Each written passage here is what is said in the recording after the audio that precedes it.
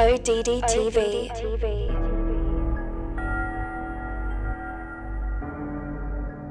American Gods is a show on Starz Network based on a book by Neil Gaiman of the same name. Neil Gaiman has other books that have been turned into movies and TV shows, including Stardust and Coraline for the movies, and an upcoming show called Good Omens that starts in May of this year. The show American Gods, which is on its second season, is completely flooded with mythological and religious characters and references to the point where there's really no need to break it all down. Just watch it for yourself if you want to.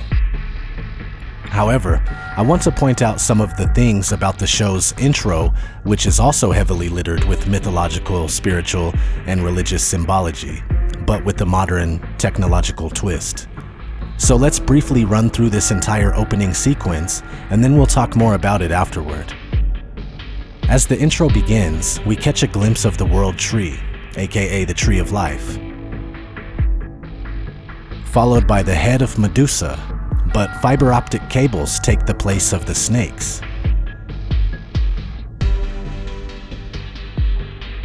Now we see a trio of cycloptic nymphs with the eyes of a camera phone.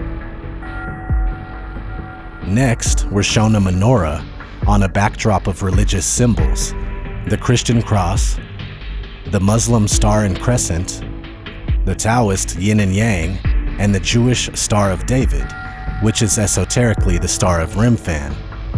Fun fact, the star was mentioned and condemned by God in Amos 5:26, and it was called by him the Star of your God, Moloch, or otherwise called Chion. Reference to Amos 5:26 and the Israelites having it in the wilderness was also made in Acts 7:43. Here it was called the Star of Remphan. All these names refer to the god Saturn. This hexagram is widely used in the practice of witchcraft. Back to the menorah, every single branch of it is an electrical connector of some sort. Next up is the Madonna, the mother of Jesus. She's covered with a veil that has silicon computer chip-like threads woven throughout the fabric.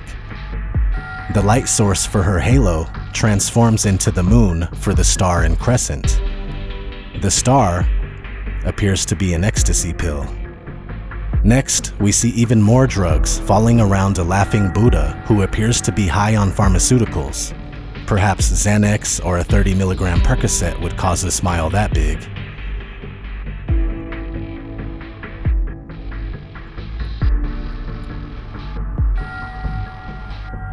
Next up is a jet turbine that switches into some kind of medical lab technology, spinning around the base of Ganesh, who's sitting on a lotus flower.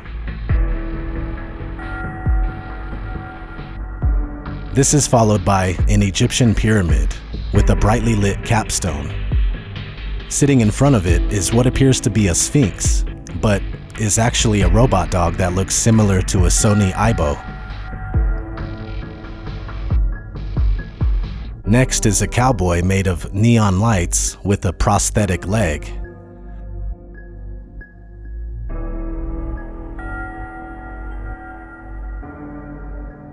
Next up, a robot with the head of a sex doll set in a satellite dish. This is reference to Big Dog, created by Boston Dynamics, which is being used by the military. Next we have Azrael, the Angel of Death, sporting some modern artillery and 2 sets of night vision goggles. In one description of Azrael, he has 4 faces and 4,000 wings, and his whole body consists of eyes and tongues. Next up is Ares, the god of war, wearing a VR headset and toting a crossbow with a missile on it, in place of the arrow. He's riding a chariot pulled by American muscle cars instead of horses. After that, we have a rocket, which is the modern-day obelisk, Egyptian phallic symbol.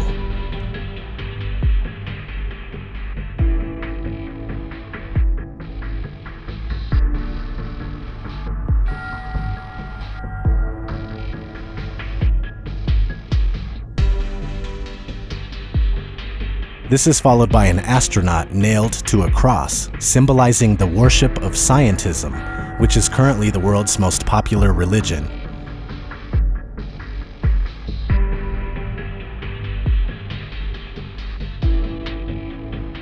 And finally, at the top of this mind control totem pole is the Roman eagle, Aquila, also known as the Roman standard.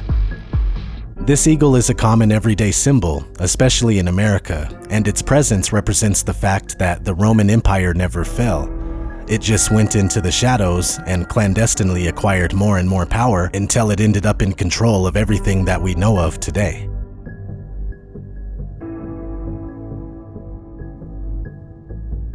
The show's intro, with the eagle being at the top of the totem pole, alludes to the domination by the Romans of all things.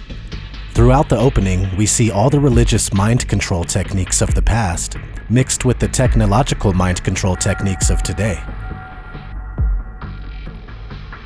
Currently, the Holy Roman Empire rules the world through the Crown of England and the 3 city-states: London for finance, the Vatican for religion, and Washington, D.C., or the District of Columbia, for military. Most countries are controlled by the hidden Roman Empire because their leaders are loyal to it, or they've been bought off by its banksters and agents. Furthermore, most courts throughout the world operate under Roman law, aka civil law, canon law, maritime admiralty law, statute law, and commercial law. The United States of America, which is nothing more than a corporation and you're an employee, and United Kingdom are 2 of the many countries controlled by the Holy Roman Empire. On the back of the US dollar, we find the Roman eagle with the phrase E pluribus unum, which means out of many, one. This advertises their plan to slowly create a one-world rule out of the heavily fractured and divided system that we find ourselves in currently. Similar to the phrase ordo ab chao, which is Latin for order out of chaos. Besides US courthouses being completely Roman in the way they are designed, they also have the Roman eagles sitting on top of the flags in the courtrooms.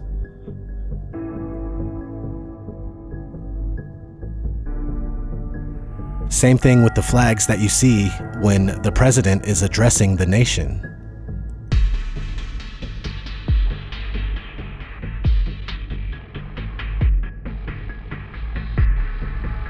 The Statue of Liberty is a Roman goddess named Libertas, which was adopted by the Babylonian goddess Ishtar.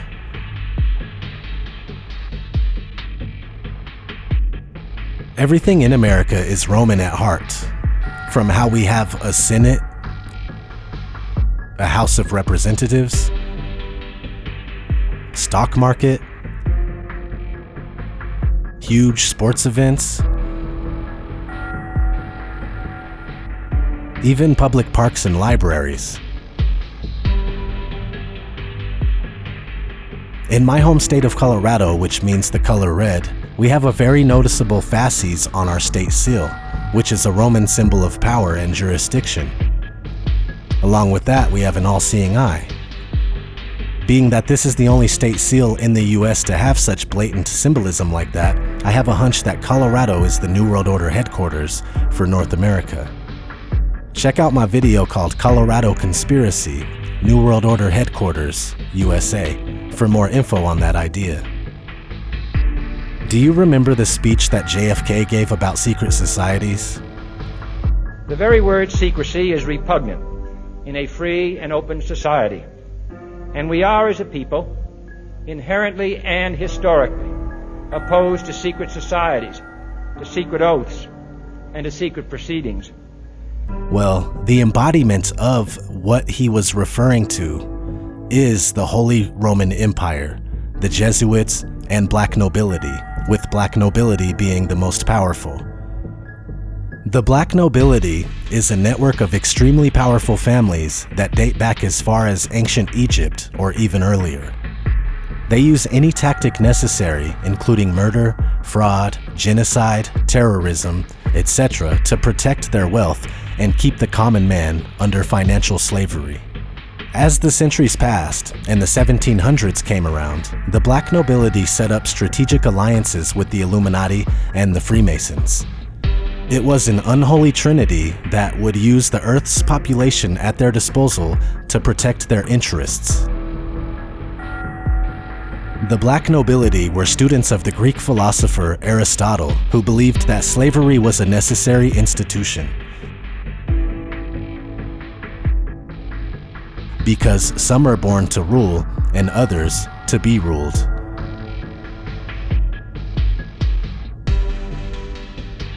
The idea that certain families were born to rule as an arbitrary elite, while the vast majority of any given population is condemned to oppression or slavery, became the theological position of this elite.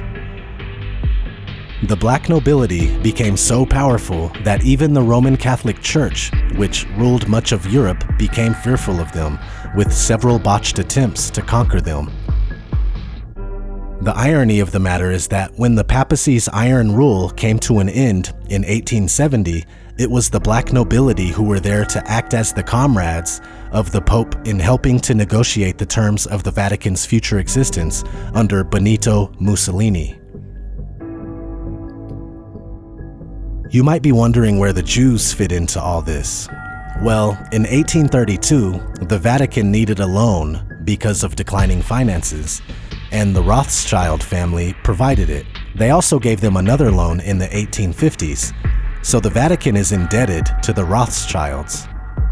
Not to mention that the Jesuits were founded by a crypto-Jew named Ignatius Loyola. This is why they are sometimes referred to as the Jesuits. And these facts may be why the Jews have so much power when it comes to military, corporations, politics, banking, Hollywood, and other media. Maybe they would have it regardless, I'm not sure. The Illuminati order was preceded in the 1500s in Spain by the Alumbrados, a Christian heresy started by crypto-Jews called Marranos. The founder of the Jesuit order, Ignatius of Loyola, was a Marrano, Alumbrado. Thus, when people today argue whether it is the Jesuits or the Zionists who are responsible for our troubles, they are really talking about the same beast.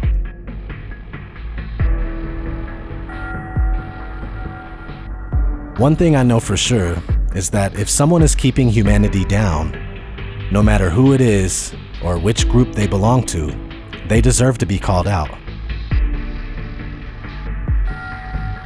Zionists, Frankists, Khazars, the British Crown, the Vatican, the Jesuits, the Freemasons, the Black Pope, the black nobility, etc. If they are all doing it, then there's no use in trying to argue which one is worse. But there's no denying that all roads lead to Rome. This has been ODD TV. Thanks for watching. Thanks for tuning in to ODD TV. Please be sure to like and share this video. It really helps. Also, don't forget to subscribe. Load the weapons program, we need the big guns to war with. We fighting for our future, our freedom, and some more shit. They call it hell, it's mental prison like the cell. And that black car just drove by 2 times, those are agents. Don't let them get David. See if your gun speaks first and your gun's right. And your life here don't amount to nothing. They got computers growing